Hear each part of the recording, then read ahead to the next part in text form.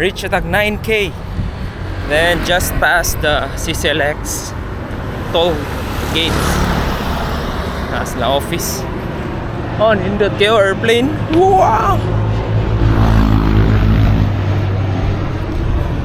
Nya, kung maglakaw ganin mo diri, be ready any weather.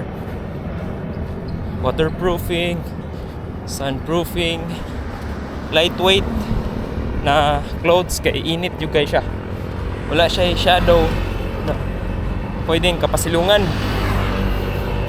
Wala. So far, good pa. Kaya pa nato ni umanon ang 16K.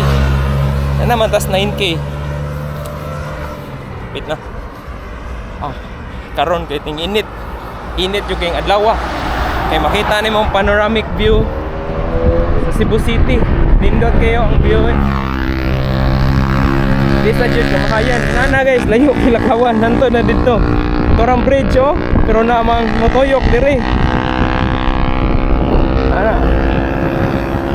So inana ka taas. Pero ay nanahon na ang taas. Kay malingaw ramang kas view. Bugnaw kayong hangin.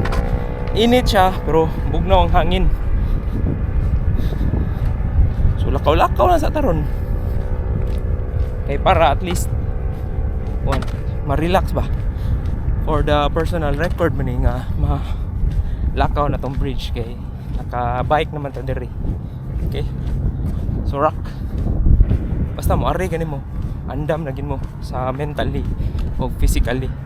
Kay mo mentally kinahanglan inyong mindset mahuman jud igabot dito sa foot sa bridge.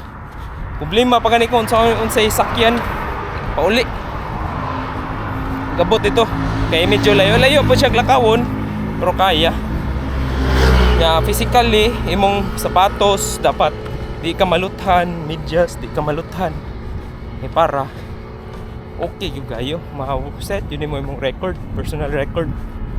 So, muna importante diri gamit si CCLX Bridge.